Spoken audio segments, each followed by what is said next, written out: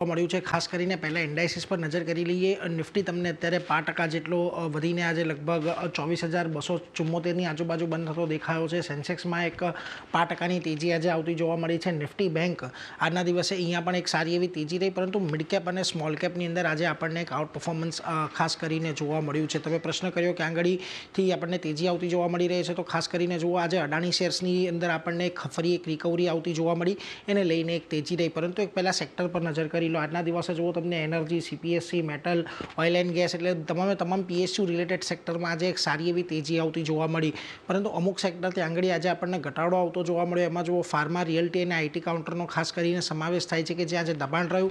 IT આજે ફરી એક વખત નવા શિખર બનાવ્યા હતા, પરંતુ ત્યાંથી આજે થોડો ઘણો ઘટાડો આપણને ચોક્કસથી જોવા મળ્યો છે।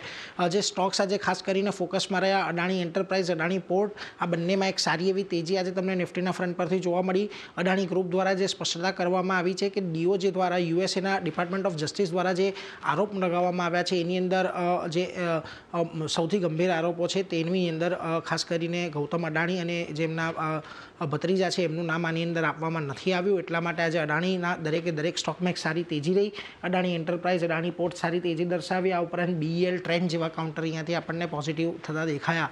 ખાસ કરીને જ્યાંથી ઘટાડો આવ્યો એની અંદર જુઓ Apollo hospital, Shriram finance, Britannia, Titan જેવા કાઉન્ટર રહ્યા કે જ્યાં આજે આપણને ખાસ કરીને થોડો ઘણો ઘટાડો આવતો જોવા મળ્યો।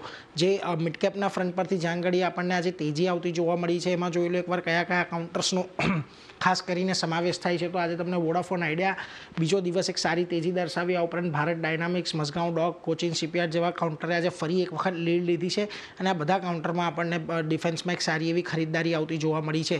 જ્યાં આગળ થોડો ઘણો ઘટાડો આવ્યો છે એમાં જુઓ પ્રેસ્ટીજ એસ્ટેટ એક બ્રોકરેજ રિપોર્ટ આવ્યો હતો જેને પગલે આજે ઘટાડો આવ્યો। આ ઉપરાંત Godrej property, IDFC First Bank અને APL, Apollo Tube, Apollo Tyres જેવા કાઉન્ટર્સ છે કે જ્યાં આગળ ઘટાડા તરફી કારોબાર તમને ખાસ કરીને આજે જોવા મળ્યો છે।